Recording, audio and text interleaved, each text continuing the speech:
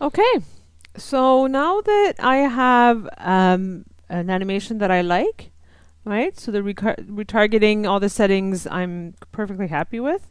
I need to go ahead and start baking. We're going to bake because obviously we want to get rid of the mocap, right? Because in effect here, this is the skeleton that we are going to render. This is the skeleton that has my model bind to it, so on and so forth. So there are two options. I can bake to skeleton or bake to rig. They're both just regular baking, except that one of them will really bake to my output skeleton, and the other one will bake to my control rig. So I'm just going to bring these up, and the options that we know here are the default bake simulation option that we know in Maya, right? If I just click on apply, I'll just do 10 frames. We see that as soon as I do bake to skeleton, my animation went on my output skeleton. So my control rig no longer controls my output skeleton. And obviously we can tell here that it's there, but it's no longer, controlling the skeleton. So I really want to do that once I'm happy with my skeleton, happy with my animation, sorry, and I'm ready to render.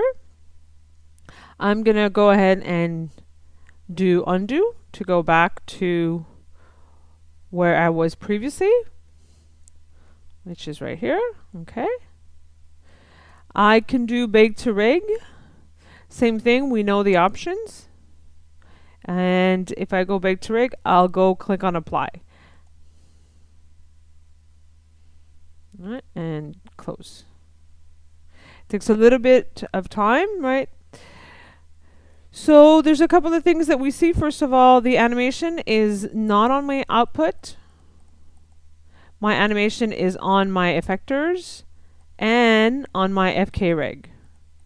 Also, we can tell from the control window, the character control window, that my animation has been baked onto the reach here, and because it's still, it's still visually there, then it still controls my source.